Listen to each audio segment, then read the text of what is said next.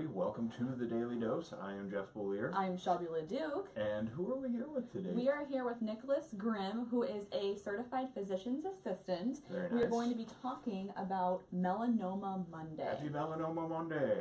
Well, not exactly how you'd probably want to get started on your Monday, but that's nonetheless still something very important that people should be aware of and should perhaps plan to get checked out. Knowledge is power. Knowledge is power.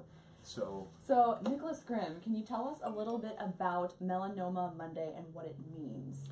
Yeah, so Melanoma Monday is something that we try and do annually to raise awareness about melanoma and the dangers of melanoma and the importance of catching melanoma as early as we can in the process. Screening events are very important things to do. Because we typically see people that normally wouldn't set up an appointment for a dermatology visit, and we have a tendency to catch things at these screenings that normally would be missed. Right. So. Sorry. yeah. No. Is that something too that people maybe are so scared to learn about that they just avoid a doctor's appointment altogether? I mean, how does that normally work? Yeah, well, I think that there are a number of people that are out there that would prefer not to know. There are always that group of people, and then there are another group of people that are just simply scared of the process. Yeah. And I really make it a point when people come in that there are steps to this, and that we walk them through every part of the process, from finding it to biopsying it, to getting the results and having me call them with the results, and then what happens from there. Now, obviously, we don't want a self-diagnosis. You want someone to come in here and get checked out and learn about it. But what are some of the things that we should keep in mind as far as maybe recognizing something on our body that should be worth taking a look at? Sure. So I make it a point to let people know that we don't want the onus to be on them to figure out whether or not they have cancer, Makes sense. to come in. Yes. Okay. So basically, things that are changing, things that are evolving, bleeding, growing, those things that may not have been there before.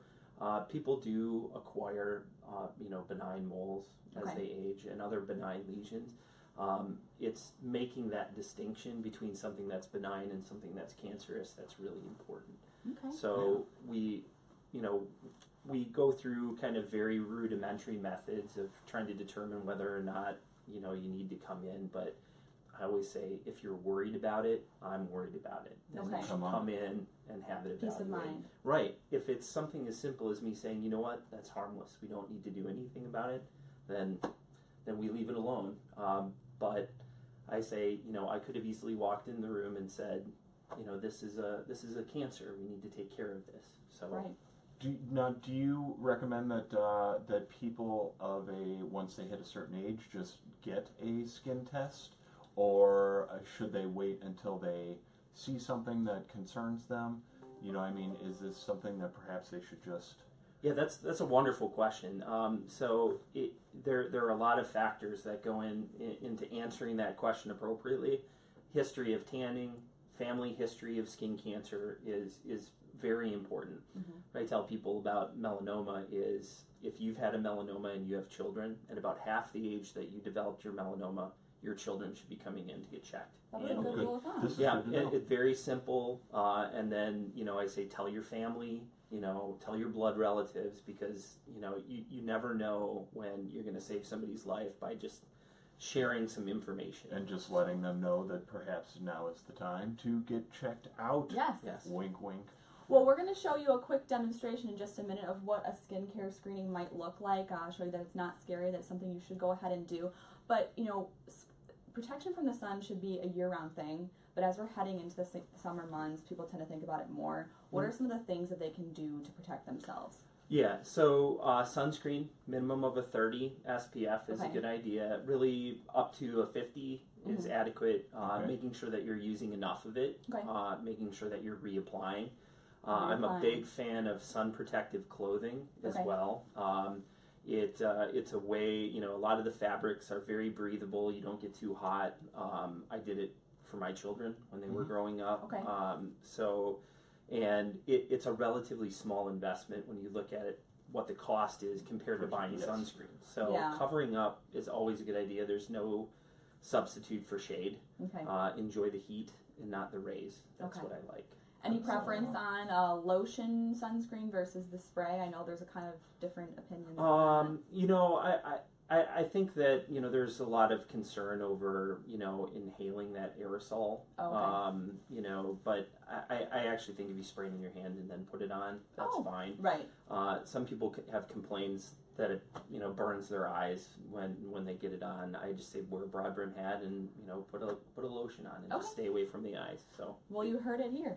And even some of our commenters living down in Florida are noting the importance of suntan lotion and taking precautions when you're going to be out in the sun for a long period of time. So can you give us an example of what a skincare screening might look like right now? Like Sure. what would you go ahead and do? Yeah, absolutely. So I typically use a dermatoscope. Okay. It's good just to kind of light up the skin. Looking at the skin under fluorescent lights can sometimes be difficult. Okay. Kind of throw the appearance of some lesions off. But typically what I do is I start with sun-exposed skin. Okay.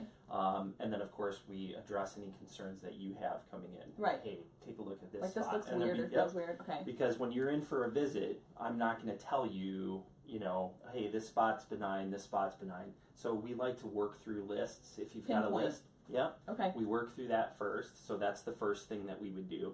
And then I just start from the top and we work our way down. Okay. You've got a lot of hair, so I would do. work through. So for me, it's easy. For you, we would have to kind of work through your scalp a little bit. Okay. We look at things that people typically don't think of. I would have you close your eyes, so close your eyes for me. We look to see if there's anything there. And then I move your hair out of the way, and I look at your ears, because your ears get a lot of sun, including behind the ear. That's something you don't typically think of, too. Your ears. Right? Oh, Ears. I mean, they're on you, but like you don't typically think about them Ears, as being a lips, thing. anything that, you know, any kind of bony prominences that are kind of right out in the sun is something that we're going to look for. Okay. So we would take a look at the other ear. I would make sure that I'd have you move your hair out of the way so we could take a look at the back of your neck. Obviously, we'll forego the scalp exam right now, but I would make sure that we worked our way through your scalp. Okay. And then I'd take a look at upper chest and arms. Obviously, she would be in a gown for this visit. Yeah.